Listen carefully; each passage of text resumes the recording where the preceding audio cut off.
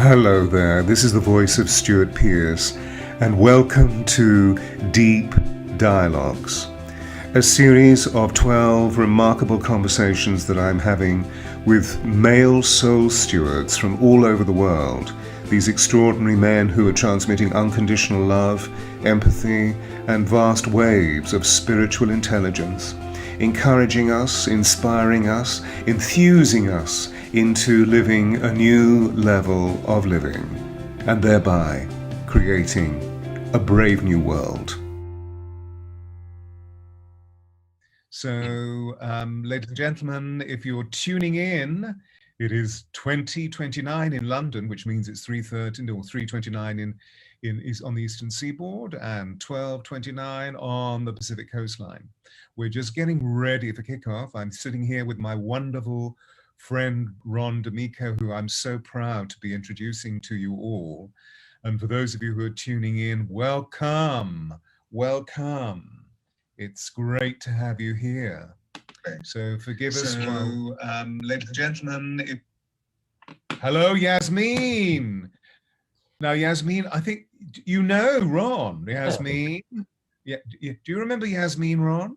I do. This wonderful, American citizen, but formerly from Iran, who is now in Washington.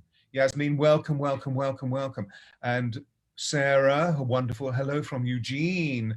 Oh, wow, people from all over the United States. I find this very exciting, you know, this instantaneous location. I think we're live. I'll just wait for a moment or two, just to see if anybody else is going to tune in. Hello, everybody. Hello. And otherwise, we can just start and people will, you know, gain momentum as they come in.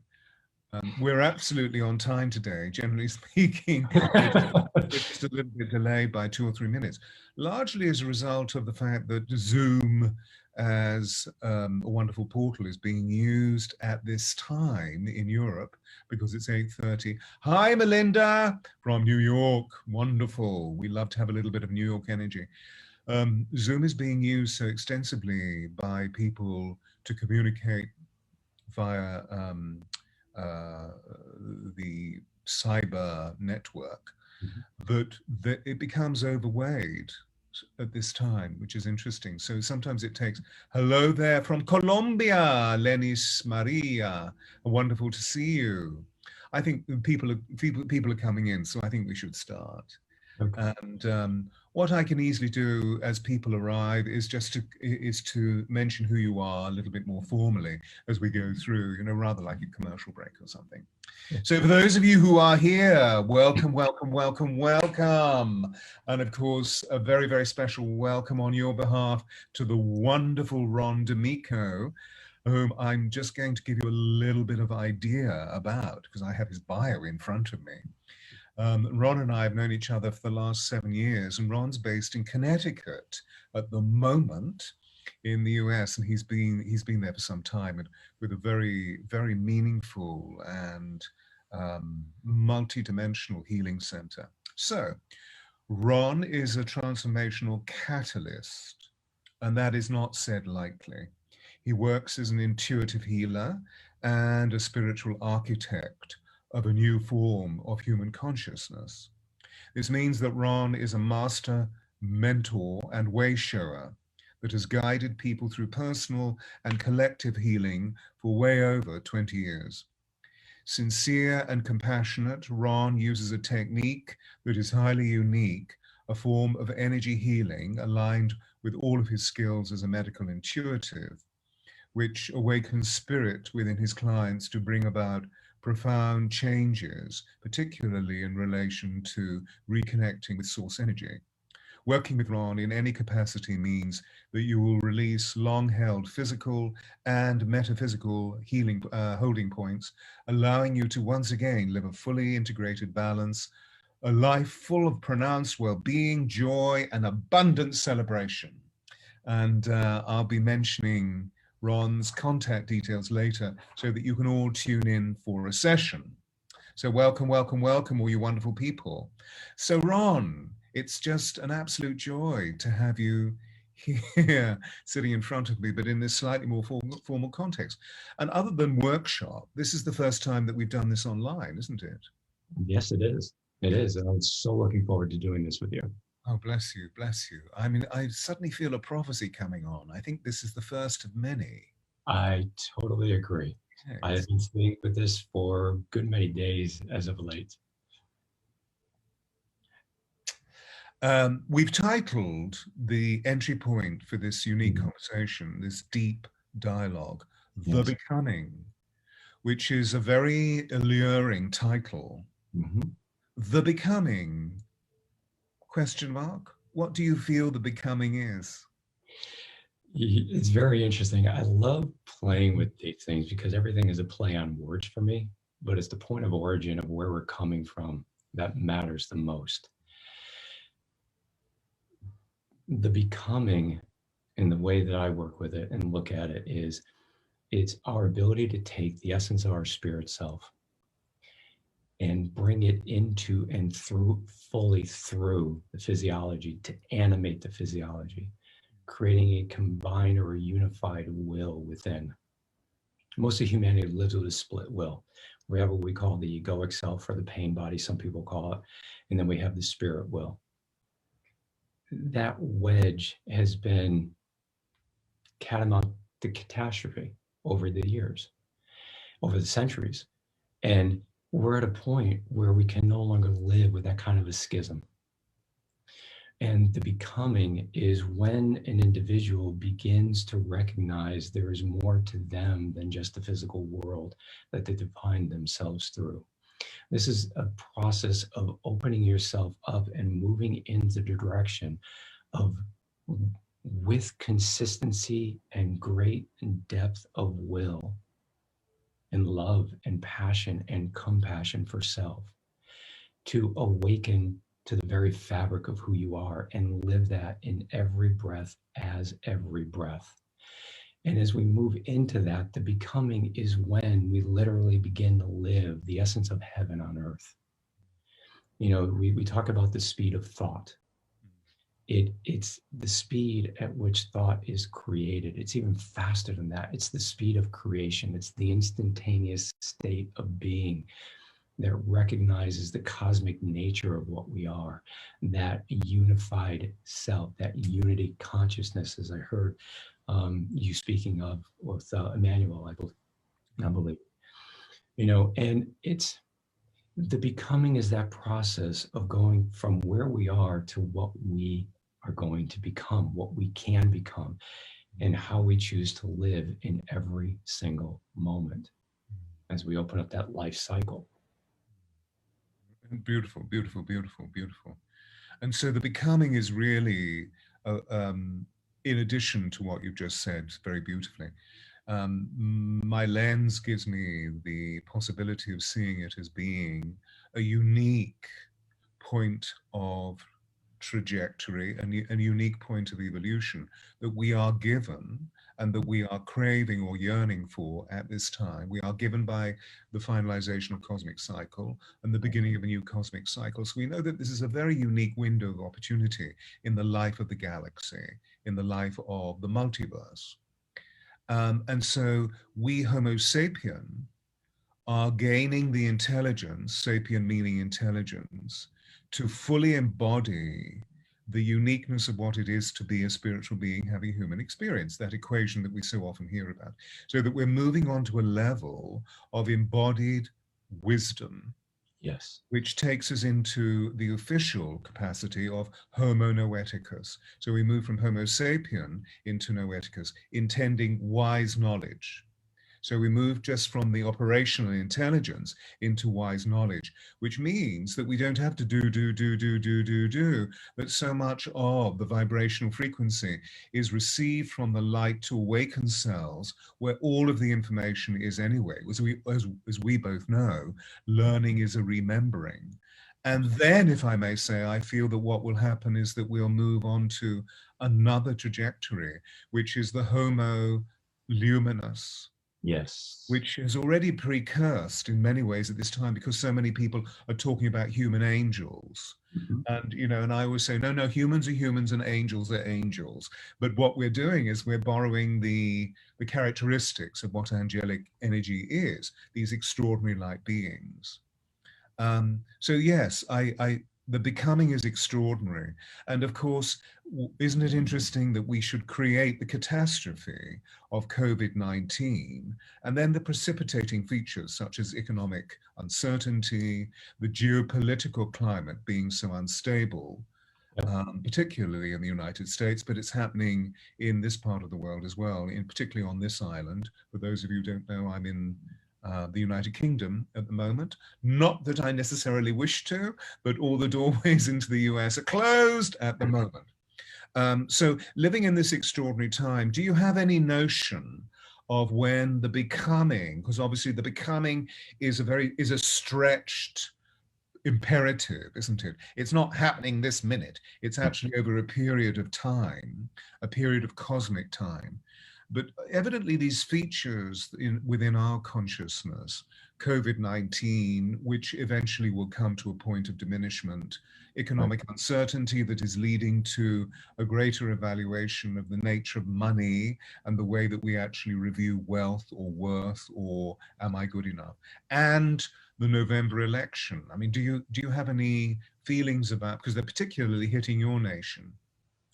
Well, it's fascinating because the COVID and the pandemic, as it struck the entire planet, one of the things that became very apparent to me was as we moved further and further into it, it became very clear that we are beginning to move through the process of releasing primitive dynamics, survival mechanism. Survival mechanism was a very important feature of humanity to make it from where it was to where it is. Well, we have already shown ourselves at this point with 7+ billion people on the planet, we don't have an issue with survival. Now it's how do we thrive? But in order to move into the dynamic of thriving, we have to release all of the different systems, and you brought them up. All the different systems that are in place are based in survival dynamics. And what we're evolving to when we talk about the becoming is we are moving into a way of being that is about how do we take the essence of our ability to thrive and live evolutionary existences? How do we bring that into form? Now, the pandemic has helped us see where our fear patterns are. It has helped us see what it is that we are holding, what is we are resisting, and what it is that we wish to be free from. So now what we have to make the decision of is, are we going to step into survival to make this through? Or are we going to step away from that dynamic, heal the residue of what's there, and then begin to engage a life of thrive? And really beginning to initiate, you talked about initiation over time. For as long as I've known you, it's an initiation. We're stepping into that state of another level of initiation for a lot of people. And it's the initiation into the luminescent body, that luminous being, because we must open up to release the density, okay, the heaviness, the gravitas. All right. I love the term gravity because we look at everything from a grave perspective. And that weightedness keeps us in survival. And with everything we've been seeing, what I've been noticing for myself, and I've been seeing it in some other people, they have been using the heaviness of what's there to jettison themselves through what they still carry that is heavy. So it's used almost like a fuel source to rocket out of what you've been stuck in as an individual, to come out the other side and begin to feel themselves outside of the gravitational field and pull of the collective dynamic of this three-dimensional reality. So we can begin to see it from those higher vantage points, that multidimensional reality that exists, that we are actually designed to exist as. And everything we're playing with right now is unraveling all of the different ways that we have felt contained so that we can begin to feel our ability to breathe, breathing is that exchange. It's the essence of every relationship. It's a breath. Every relationship we breathe in. When we get into these multidimensional dynamics, we must breathe as one. We must allow ourselves to know our innate rhythm and cycle and how that is part of the collective rhythmic cyclical dynamic. You know, like you had said, the cosmos is in the process of going through a significant transformation, that this earth is saying, we need you to be part of the dynamic. You know, the universe is not going to be able to transform with anybody or anything lingering behind. Yeah. You know? So there's a lot going on here. It's beautiful. I just love listening to you. Oh, you are so and sweet. I'm being reminded, you know, because everybody, you wonderful people tuning in, Ron and I have worked together, and it's very rare, I think, for him and for I to find someone that one can share with, where the energy conversation is so co-creative because it exists on a multiplicitous level. So hearing you speak, and you know, you're triggering things in me, which I'm thinking, wow, yeah, I'd never thought of that. Or if I have, I haven't thought about it for a long time. And as you speak, therefore, there's an excitement in what you're saying. A vast corridor of light opened for me between you and I. There you are, 2,500, 3,000 miles away. A vast corridor of light opened in the recognition, in the honoring, in the accomplishment of the degrees that you're describing for us all, for the people who are listening in. It's deeply, I mean, this is what I was always hoping that deep dialogues would be, that it would be causative and going deep into what consciousness is all about at this time. Anyway, so I just wanted to celebrate that and you. In the meantime, there are some major seismic stress features, and we know what they are. We don't necessarily need to enumerate them unless you want to synthesize them in some way. What I'm really interested in is what you see as being the developments. If we're no longer surviving, we're moving into the field of thriving, we're moving into the pleasure body. What are the major features? What are the major beacons that we're heading towards? Wow, this is big. This is why I love doing things of this nature with you. You just the same. You tap into some of the most amazing ideas and potentialities that will benefit in being expressed. And you know, the thing that I look at is finally creating a beautifully harmonious dance of the masculine and the feminine within. You know, this is so far beyond a male body or a female body. This is about that unification within whatever body form you happen to have, and feeling what that dance truly is. Because everything we're doing right now is showing the extreme divisive nature of what we've been living in for so many centuries. And now we're being shown, if this is what we want for ourselves, are we willing to leave that behind? Are we willing to heal what it is that created that rift? And if we are, which more and more of us are, we begin to recognize that it is not about whether the masculine is on top or the female is on top. It's how do they resonate together? When will we recognize, and this is what we're stepping into, when will we allow ourselves to feel that if I'm going to bring the beauty of my feminine essence forward, I must recognize that the masculine is holding the footing for which she is standing on and delivering her message and her way of being. And the opposite occurs. If the masculine is coming forth, the feminine is holding the foundation for the masculine to be able to be everything that he can be. But by being that, it brings the best self forward, because we are alienating and isolating nothing. We are doing it with the utmost reverence and regard for the dualistic dynamic of life. You know, the masculine and the feminine is nothing more than part of the dualistic dance. We play with the light and dark. It is a dualistic dance. Where are we? And this is what I think is important, is Where are we with the intent of our action as to why we are bringing forth an action with light or why we are bringing an action forth with darkness, whether it's positive or negative? And if it comes through with a negative lean, well, why would that be a bad thing? We perceive negative as such a negative thing. But if we didn't have negative, we wouldn't exist. We need the dance of all of it. And that's what we're moving into right now.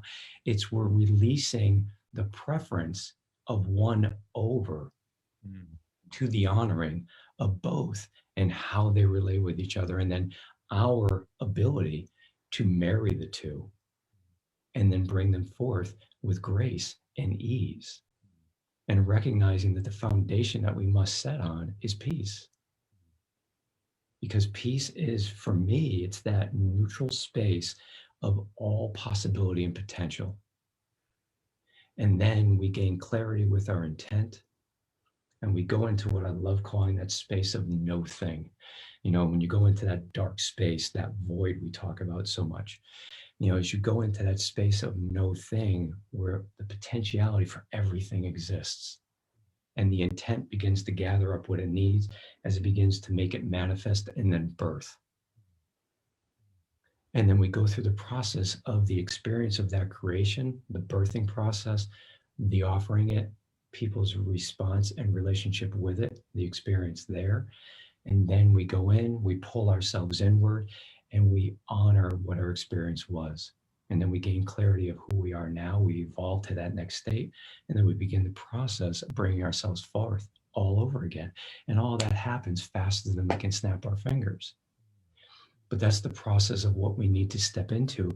At first, we may need to step into it consciously to own every instance of presence. And as we own those instances of presence, we become so clear, so cognizant that there is no gap between the moment of intent and the moment of creation. It reminds me of a time, God, it had to be 12, 15 years ago. I was talking about the very dynamic of manifestation, and I had my hand out and I was talking about it. And I started noticing particles starting to form my hand. Scared me to death. I didn't know what to do with it because I didn't even understand what was happening as I was talking about it. But it helped me to realize what we are. And here I am 15 years later, looking at this now going, oh, so that's what it was all about. It was a prophecy. Absolutely. Startled you into life rather than scared you to death. Yeah. Yes. Wonderful figurative speaking. Yeah. Ladies and gentlemen, those of you who are joining us, somebody called Francis White is here. Do you recognize that name? Yes, I do, dear Francis. It's wonderful seeing all these people. So those of you who are tuning in, Alex, welcome. Francis, Louisa, Katie, all wonderful people. Thank you for joining us. I just want to reintroduce you, if you didn't hear at the beginning, to this wonderful healer who is one of the most outstanding healers that I've had the great fortune to meet over the last 25 years, and also to experience a healing from. Because I remember when Ron and I first met, and we were engaged in a co-creative project at his healing center in Connecticut, I said to him, would you give me a session? And he gave me a session. Then, of course, I gave him a session. So we did that wonderful swapsy thing. And it was the most extraordinary experience. A level of gracious, collaborative, intergalactic playing of physical and metaphysical energies. I mean, literally, although Ron was sitting about 7 feet away from me, as he worked on my body, I was sitting up, I wasn't lying down. It was almost as though, well, it was, that the whole of my field was being reorganized, but in a sweet, loving, immensely tactile way. Anyway, so you can see he's absolutely stunning. And here we are having this unique conversation about the becoming. So welcome, Laura. Good to see you, Claire. So taking up that point, the vastness of what you were talking about is an extraordinary mind field of consciousness. I wonder if you could perhaps just review what you've shared with us into maybe 3 points of synthesis, so that we just have lodestones or signposts of what you're describing, because it's vast, you know, and the way that you describe it is highly unique in my perception. If I were going to make it as simple as possible, we're stepping into a process of living a life in its totality, of recognizing that we are creative beings from beginning to end. Mm. We are the Alpha and the Omega. Mm. And we start with a clarity of intent. One thing I find that is very helpful and also important is we focus as much as we can on getting as clear as possible in the intent. It's purifying that intent. Mm. It's taking our intent, and I love using this terminology, it's taking this intent and placing it on the altar before the essence of God, if you will, whatever you wish to call it. You place it there and you say, this is my intent. And through the placement of this, you gain the opportunity to see with clarity and an absolute unconditional love and acceptance of yourself in the process of where your intent can be clarified to the best of your ability at any given point, because there is no judgment within this space. So the intent is just the best that you can pull forth what you wish to bring into form, whatever you wish to make manifest. You place it there, you begin to feel it. Through the acknowledgement that this is what you wish to become through experience, you begin to breathe it into form through the way that you begin to see yourself. So as you breathe it in, know that it is you. As you begin to settle in to know the intent is you, you begin to feel your biology line up with it. Not everybody gets that right at the beginning, but with greater practice, you begin to feel the whole of your being align with that. And to make it as simple as possible, just visualize or feel the unification of your spirit and your form. You know, I like seeing it come together this way, or as people like to do, is you feel it as your spirit orb around your biology. And you allow them to align. Okay, it's no different than sun, moon, earth, moon. It's that type of alignment. Is you just bring it into that pristine state of perfected acceptance. Mm. And as we settle into that, you breathe that into form through the way that you are. And as you do, you've just made manifest the intent. Mm. It may not form in matter as we understand it, but it has formed in matter as you matter and are matter. So it's that dance of realizing that when you set the intent to have abundance, you are aligning in such a way that you are saying, where I am not that, what must I release and what must I awaken in order to become that? So the desire to clarify the intent at the altar, breathe that into your cells, allow your cells and your spirit to unify. And then once that you feel that unification, you breathe yourself into animation as that unified intent. And then everything you do in your life begins to make that manifest through every action. You know, it's everything that I'm doing with you and I've ever done with you. It's why I love working with you, is you are so clear on your intent. And whenever we have any kind of a dialogue, you bring it forth, and it is very easy just to connect, commune, and bring it forth from that perspective. So if we're going to talk about intent, you know, becoming, it's that. It's clarification of intent, it's embodiment of intent, and then it's putting the intent into action. And of course, with the aspect that you were sharing with us at the beginning, that the period of survival is now released, and what we're doing is moving on to a much higher vibrational field, which is that of thriving. The notion of thriving brings such a wellspring of joy from the very core of our beings, that the intention that you're speaking of, that is placed on the altar where all things are altered, becomes evoked through the desire, the yearning, the absolute thrill of what the potential creation will be, thereby time wrinkles or is startled, the space-time continuum distorts, and something begins to happen. I mean, I feel that that's what you were talking about when you were beginning to see the particles, because Right. I can remember years and years and years ago working in the United Kingdom with a very remarkable person who was a profound teacher of mine and is now a great friend. Who is very remarkable, you know, who was born with the gift of being able to produce oil spontaneously from Oh, his yeah. hand, Yeah. rather like producing vibhuti if it were, you know, a sacred avatar from the East, and other things. And we would do physical phenomenon workshops where we would bend spoons and move compasses through thought and not through movement, lift tables, you know, ectoplasmic. And one of the things that he did was to actually allow the entire room to spin through his own processes. And so we watched it spinning. It was quite fascinating. And it is startling to begin with, but it's also immense. At least the inner child comes out to play. I feel, I feel in my heart is immensely warmed by it.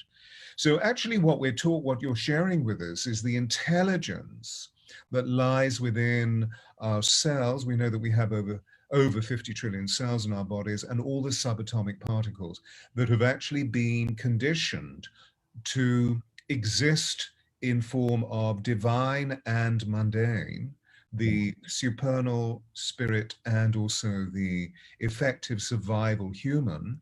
Yeah. And we know that we've been on this planet effectively for over 200,000 years. And here we are beginning to move into a completely different ratio of experience, where it seems that some of the constituent parts are empathy, sympathy, and compassion for self, and thence for other. So we begin to see that we're all in this together, that unity consciousness is sparking this. Would you, I mean, I see you nodding, you would agree with what Oh, I'm very much saying? so. Very much so, because the dynamic, in order to be able to bring yourself forth in this fashion, there you must have a level of self-acceptance, compassion, understanding, and empathy for yourself and your life and what you've been. Yeah. Otherwise, it becomes incredibly difficult to birth the purity of what you have the ability to be. Mm. Mm. You know, so this is the dance that we're engaging in. Yeah. And you know, when we talk about this process, you mentioned mundane. If we were to just focus on that unified state of consciousness in every mundane task, and I just mundane to me is brushing your teeth, Yeah. you know, making your meals, Yeah. very simple day in and day out tasks that are self-governing, self-supportive tasks. If we were to align ourselves with the intent to be embodied of our spirit essence and live that through the action of that mundane, and every time we stay present with that with every breath, and before we went to the next, we realigned, we recommitted to the intent, and then we move into the next. If we were to do that day in and day out, as we got to the more complicated things or the complex dynamics, and they're two different things, complicated and complex. But if we were to step into them, we now have the awareness and the experience of how to be our unified self. So when the difficult scenarios occur, we can breathe ourselves into unity and we can address that situation from that unity consciousness, that unified presence. Then we can bring everything we are. We bring our love, our compassion, our understanding. And like we were talking about earlier, you also look at something, and if it is of a destructive nature, if you will, or a destabilizing and distorting nature, you see it for what it is. And you just say, this will not happen in this space. There's no condemnation, there's no judgment. It's just an acknowledgement that this doesn't really have a place here. But I see who you really are behind that. Would you mind bringing that out? Because that's who I want to meet. What you just presented, I can work with, but I'd much rather meet with that because that is enticing. And if we have that kind of stability and we have that level of presence, we can do that. And if somebody wants to be offended, they're going to be offended, but we diminish the possibility of that occurring because we're so present in accepting them for who they are, not what they present. And that changes things quite significantly. Yeah, yeah. I mean, wow, these are such extraordinary concepts, and I'm hoping that everybody's feeling that actually what Ron's encompassing is not just an intellectual definition, but actually a journey into the very deep cosmology of our physical presence, that this is all a highly physical process. I mean, for example, that you're evoking in this moment is resonating in other dimensions in our human experience, isn't it? Those of Yes. us that are aware, the practice of mindfulness, Yes. how this word is taking on. When, of course, for us, what this means is that we're aware of every holy instant, that we're completely present in each holy instant. So Right. how do we be present? And this is a sensual, a sensory, and a physiological process. For me, it is for you as well, isn't it? It very much is, because we're talking about this, and this is one of the reasons why I love engaging in anything with you. You operate like I do outside of linear progressive time. We live within it, we work within it, but where we operate is more from what I call a timeless space, where it's about timing as opposed to linear progressive. It's the intent creates the blueprint that brings forth everything and anything that is required to make manifest who we wish to be in that instance.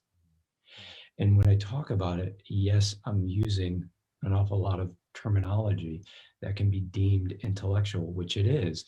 But when I'm engaging it, I'm feeling and working with the dynamic of its essence simultaneously. So an individual can begin to feel it, even if you can't make sense of it. Your system is resonating with it to the degree that it can in that moment. But these conversations, and again, why I love doing this with you, it's to me, and what I do with it is I set these little GPS locators out there when I do this. When we talk about it, it's like, okay, this is a truth as I understand it and experience it to be right now. Once we engage it, it activates that GPS in people.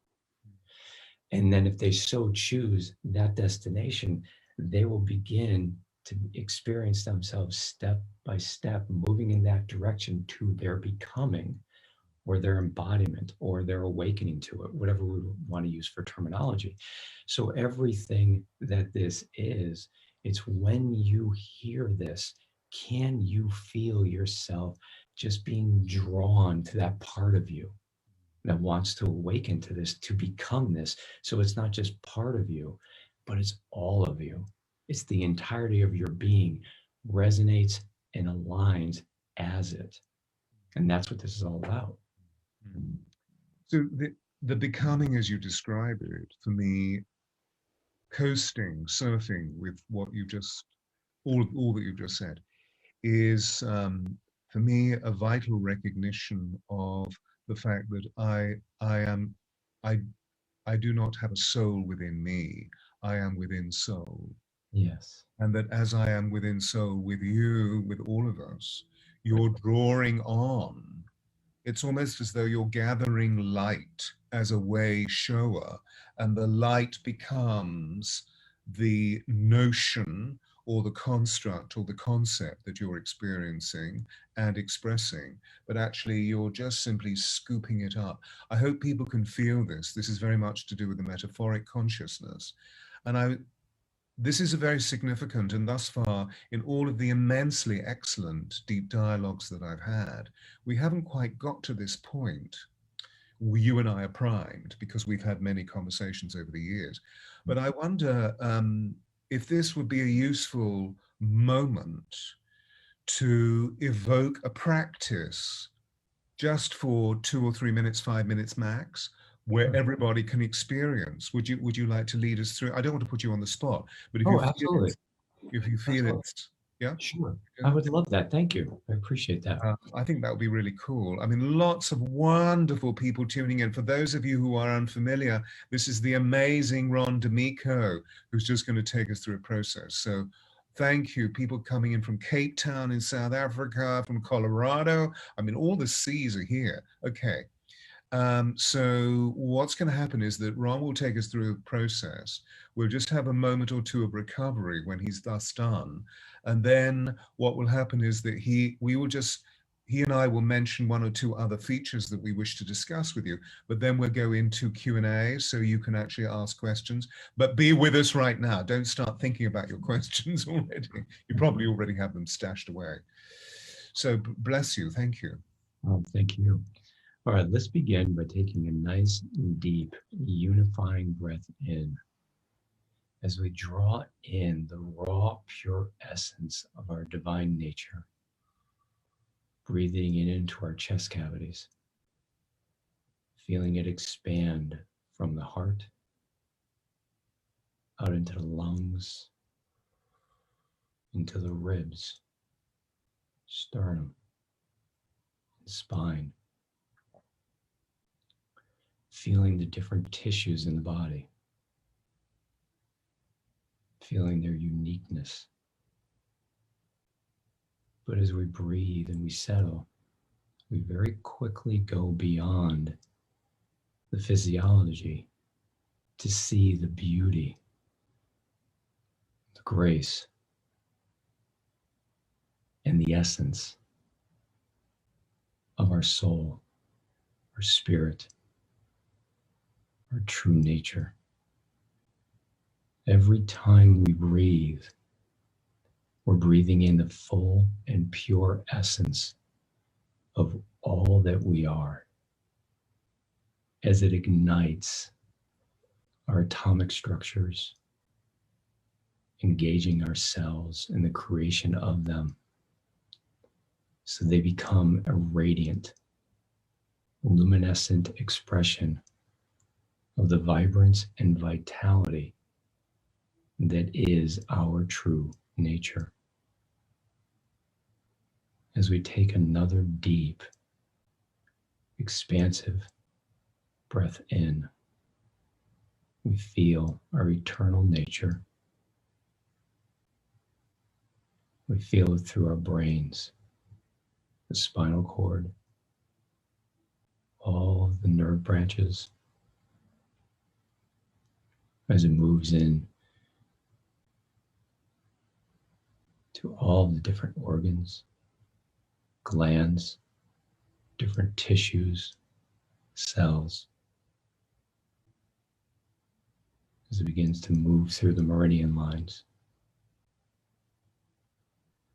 expanding into all of the chakras. Just be aware of them as a global viewpoint, into the auric field, into the bioplasmic field, torus, and all of the other fields as it expands in to our personal hologram, our spirit essence. And as we feel that spirit essence, we begin to notice that we're not alone in this space. We begin to feel each other. We begin to feel all of the other unique yet unified souls as a presence in the eternally expansive ocean that is this universe, as it expands out into the cosmos, into the essence of what people would call God or pure source. As we feel the expansive, ever-evolving, eternally embracing, loving, nourishing, rich in potential and possibility to bring forth our ability to live our eternal nature. Feeling and breathing in the passion to be. So we allow ourselves to take a deep, nurturing, and embracing breath in as we settle into this space as our truth, whatever it is for each and every one of you. Knowing that with every breath, you can choose to align as this, remembering your nature, your essence, and allowing that to animate your life.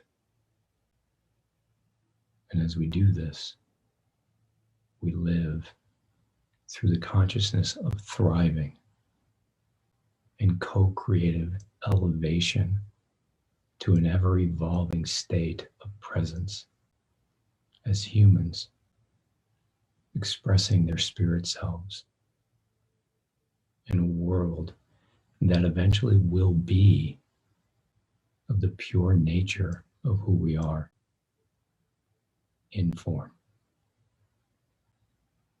And as you're ready, just take a nice and deep breath in as you begin to feel your body once again. Notice the sounds in the room, light behind your eyelids, clothing on your body, surface you're resting on. Begin to animate your system when you're ready. You can open your eyes and focus on an inanimate object to bring yourself into this moment in time, feeling yourself more aligned, more awakened,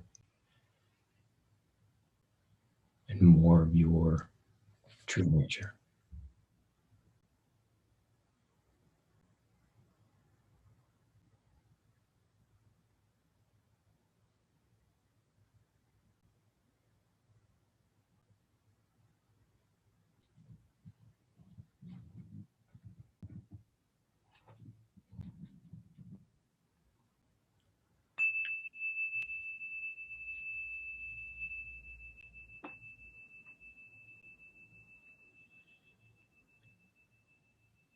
Wow.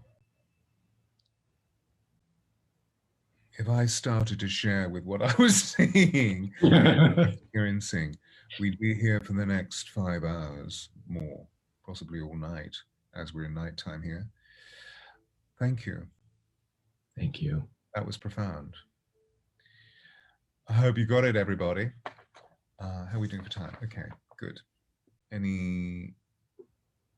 Okay, so a lot of really, really interesting awarenesses for people. Jackie, who I know is in the United Kingdom, is feeling the whole of her awareness being pulled out of me into we. There are wonderful people tuning in from Central Europe, from Italy. Alex, dear Alex, who's in the United Kingdom, was just saying what a lovely practice that is. So ladies and gentlemen, whilst you come through this process and back into our conversation, Yasmina saying, wow, is right. Maybe there are questions that are coming through. Monica, welcome from Romania. Questions coming through that you may want to ask Ron. We're creating a brave new world. And in those moments, there's such a cellular communion with the richness of what the divine wellspring is, full of unconditional love, that it feels that we're literally being informed within rather than engaging in the need to create without what this brave new world is. And as a result of that, I mean, particularly for you guys in the United States, because you are looking at the next 2 months of a race towards, what can one describe it? You know, I suppose in graphic terms, it's a geopolitical seismic shift. Yeah. And at the moment, we don't really know. We know in our hearts which way we wish it to go, but how will the American people vote? And will there be another, what's the official term? Not an agreement, but another term of office for Mr. Trump? which is going to bring about even more division. And even in those moments, as we were engaging, the reality of that begins to just simply evaporate. Exactly. Uh, so that the outer creation, which is important for us, is Absolutely. maintained, is operated and maintained by the way that the inner visioning takes place. Right. And that's one of the things that why I ask people to come together as groups. Yeah. Clarify your intent. It's not to conquer anything. It's not to beat anything or defeat anything. It's to hold the integrity and the essence of what we know we are and we would love to experience as a collective. Mm. You know, when what we wish to become creates nothing but a higher opportunity for everybody to keep elevating, how could it be wrong? You know, when something we're doing, and I love this because everything we've been going through for the past 4 years, we've been building up to it. But the past 4 years have been, who do we want to be? How do we choose to see ourselves? You know, when we had the last president was in, Obama, he was playing with and engaging in the unification process. He was working within a system that was still very divisive. Well, we've now said that we want to see who we're not because we're really scared of what he was presenting us with. So now we're seeing what we carry. We're seeing the deepest pains of why we rejected all of the opportunities for things to come together. And now we need to make a decision. And the decision is nothing more than, do we wish to be unified at this point? Or do we wish to continue surviving? And this is all I ask people to do. At the deepest recesses of who you are, whether you can see it being able to happen right now or not, whether you can see that you have the courage to walk into what you need to and walk away from what you need to, that isn't as important as the will to know that you want this to become. Because if we can create the momentum and enough people come together, which is what we're doing, that's why we're doing this, why you're doing your deep dialogue, you're providing opportunities for people to get to know who they truly are. And as we do that, then we step into these situations, and it's not about which individual, it's what essence are we wishing to support. Does the person happen to be representative of it, or maybe holding a little bit of the framework around what we wish? I hope so. But I'm really clear on what isn't working for me, because every time I sit with what we're living right now, that's not me. So I know it's not working. So I know that this is more of what I am, but that's still not it. But there are facets in there. Yeah, I can live and work with that. And that's all we have to focus on. And if we can feel that inside, then we can begin to move in that direction. I was very aware, this is beautiful. Thank you for the deduction. I was very aware when Mr. Obama came into office, and it was celebrated by thousands and thousands, millions of people in Chicago, because that was his home seat.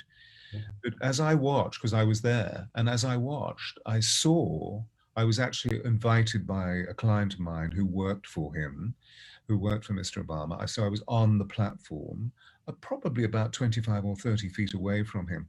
I was aware that when he spoke, I could see the thousands of people in front of us, and their eighth chakra was switching on, the universal heart chakra, which of course is unity consciousness, and all of his grace, all of his wisdom, all of his discerning but non-judgmental policy making, and the way that he always showed us grace, even though we know he was constantly being pilloried by the Republicans for being black, etc., etc. All of those factors that he always just continuously continued spinning. And so I have an idea, which I don't necessarily want you to comment on it now, but it might be interesting to create a thesis of, well, if that was the case, and that's legitimate, what chakras were being spun by Mr. Trump? And what chakras do we feel need to be moved into consideration for future space as we move into the latter part of this year, and indeed the beginning of next year when the new administration begins? Yeah. interesting to do that. Anyway, so well, I hope you're getting all of this, ladies and gentlemen. Any questions? Life-changing. Thank you. Remembering your nature, your essence, and allow that to animate your life. May I say, I love you. Thank you, Melinda. We're loved. We love being loved. So that's really gratifying and highly pleasurable.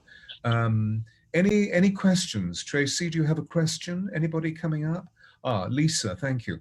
When do you stand in a place of holding love and acceptance, or stand in a place of finding your voice and sharing with the intent of loving? Every minute that you it just, there's no other answer. But that's also the most difficult thing for people to do. You hit it on the nail. That's exactly what I was thinking. It's a great question, but it only has one answer. It really does. Yeah. But it's also the most difficult thing for people to do. Yeah. Because we think. So let's just explore latitudinally. Let's explore that place. We know why it's difficult, because the doing consciousness, the survival mode has produced so much stress hormone, adrenaline and cortisol, that we're always living in the ends game rather than in the moment of means whereby. But going from surviving to thriving is spot on. Good, wonderful. How can we formulate the whole process of what it is to be present? Simply choosing with every breath to the best of your ability. Use the breath as your centering tool, as your aligning tool, as your will to be your unified self, to literally allow the conductor, which is your soul, to conduct the orchestra that is your life. And if we can breathe and align with that, that allows us to, with ever increasing consistency, be able to live it in every moment. And again, I always say, start with the mundane. When you master that with regularity, you're going to have challenges that are going to show up that are going to be the things that have emotional weight and importance, quote unquote, to us.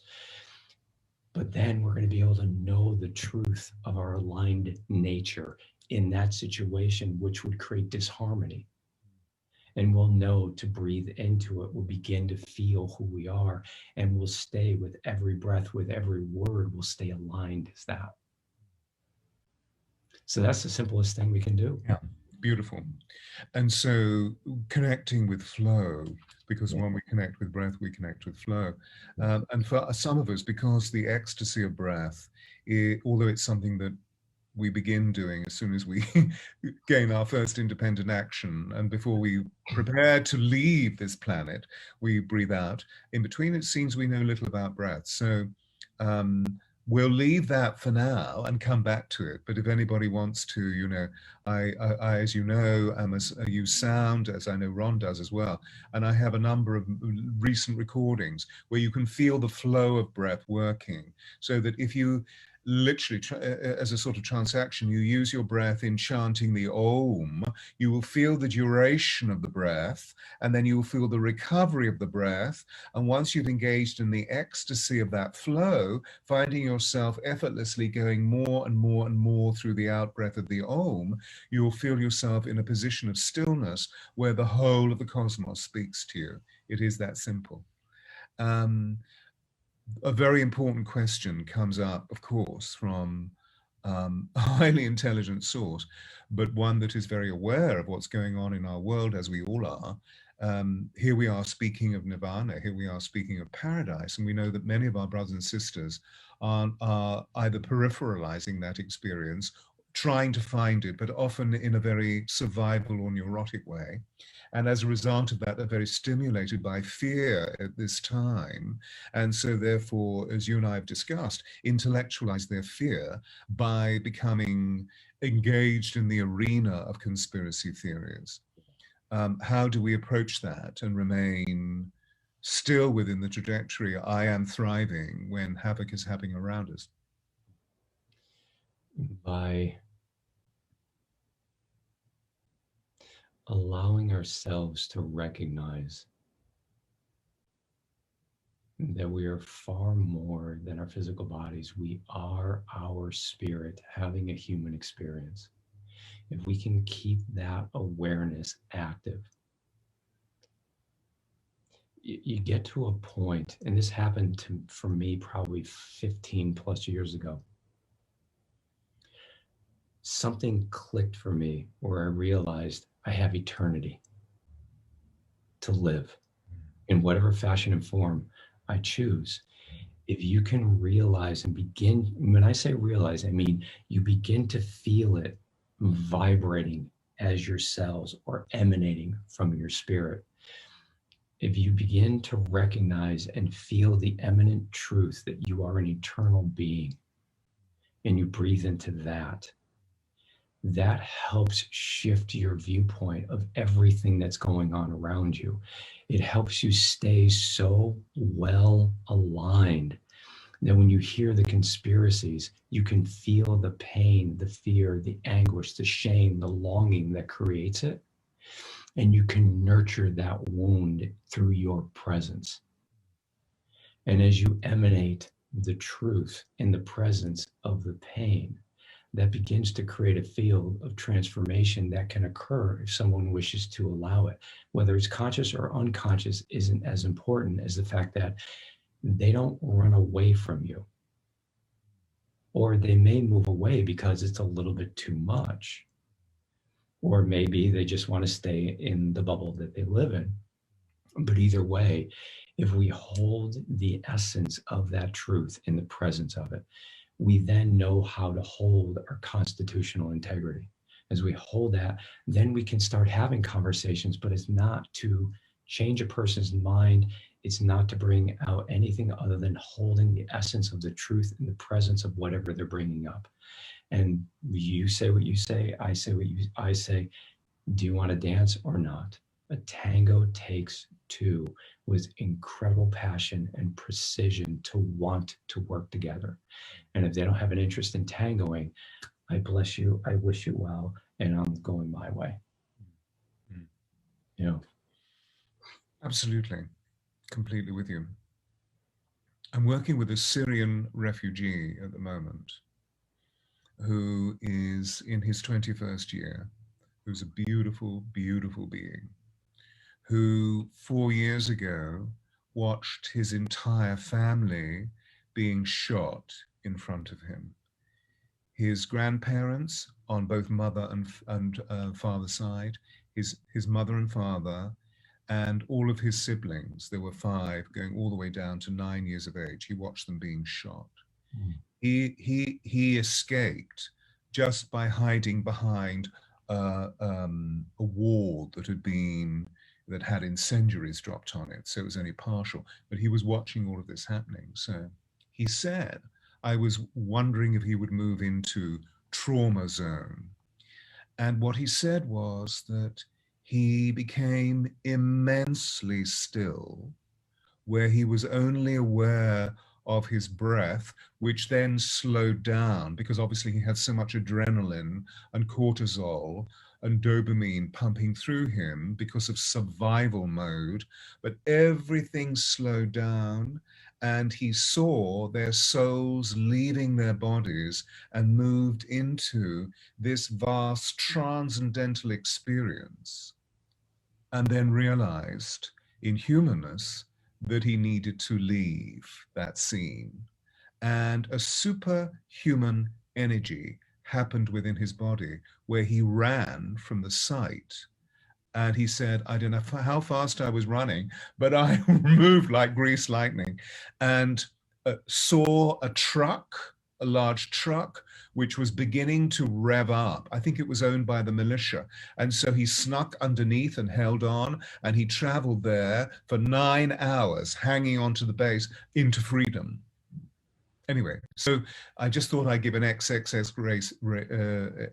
story because of the immense stillness, how the breath became limitless, and as a result of that, a transcendental experience took place in the face of horror as we face the horror of, I faced horror this weekend because I was telling you earlier, because I put a very rich post up, which was refusing to acknowledge QAnon as an entity, a social entity that actually would be one of light. I was suggesting that it was one of darkness, and was attacked, and somebody referred to me as being a pedophile and wanted to kill me. All of this, that level of aggression, and how I sat in the middle of that and remembered my Syrian refugee, breathed very, very deeply. So it was non-reactive. And I find myself to be a very reactive individual, but it was non-reactive. And I responded with absolute discernment in saying, this will not happen. And suddenly they all evaporated. So stillness through breath. Any other questions? Lots of wonderful people who know you, recommending you highly, and apparently you've worked with their family. How do we love all into higher light? Beautiful Wendy. Whoever, I don't know, Wendy. Which Wendy is this? Wendy Minier. How wonderful. I wonder where you are. It's interesting. I go to what you just shared, which was a beautiful story. And a story of his truth and experience. You go to that place that young man went to, of absolute stillness, because within that space you feel truth. You transcend human framework and you see things for what they truly are. And when you do, the only thing you can be is that awakened self. It's not easy. Life or death situations, it can happen or it can't. It can either make you or break you. But when we choose to let go of how we see ourselves, to align with who we really are, we begin to transcend the limitations of our mind. And then we begin to step into what I'll call that cosmic truth, that cosmic mind, that higher essence of what is. And as we surrender to that, there isn't any other way to be than that aligned self. And you can walk through and there is no forgiveness to have because you honor the experience.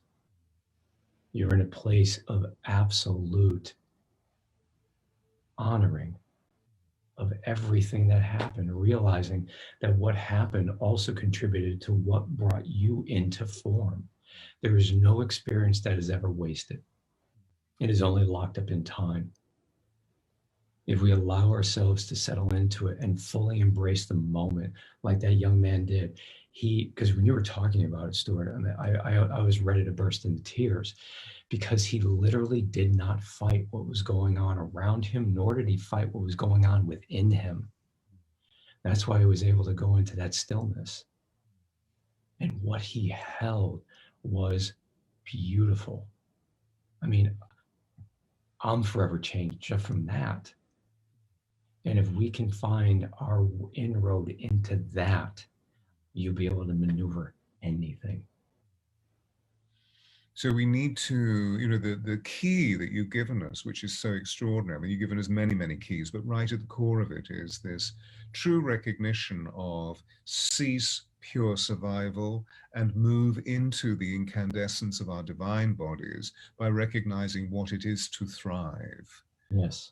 And therefore we obviously need to engage in frequent meditation so that we're preparing our bodies for the stillness, so that we use the ecstasy of the breath to allow us to enter into the silence of the mindful holy instant, so that we can place all of our intentions onto the altar. And as a result of that, we can begin to feel that our bodies are preparing for an even greater experience of transcendental consciousness, where literally we slip into the oneness of all oneness, which is unity consciousness, the peace that passeth all understanding. And it's quite surprising. There are many stories that percolate through my consciousness of people that come to me and reveal, like Muhammad telling me the story of the Syrian refugee. And evidently we're being offered invitation cards by the divine. I don't necessarily want people to manifest horror in their life, but the point is that it will be whatever it will be. Invitation cards are being given to us in the uniqueness of all these different experiences, the plethora of all these different experiences, to see if we can truly turn up to the substance of the fact that we are born of love and that the universe is a personal love letter written by God, especially for us. Absolutely. This has been the most extraordinary conversation. Thank you, thank you, thank you from the very core of me, the bottom of my heart and the depth of my soul. You know, people are saying that they're in tears, and thank you, thank you, thank you, thank you. Very deep dialogues indeed. Grave and full of gravitas, but also a great deal of levity. So, Ron, please stay where you are, but thank you, bless you. My love goes to you immensely. And I know that this is, we must do this more often. And for all of you people tuning in, thank you, thank you, thank you, thank you. But please, Ron, stay where you are while I, just switch off all systems. And next week, ladies and gentlemen, there is somebody else coming, which I will be advertising very soon. We're getting richer and richer, and particularly, it's fascinating now having experienced 12 ladies now into the boys. Agnieszka, thank you, thank you, thank you, thank you.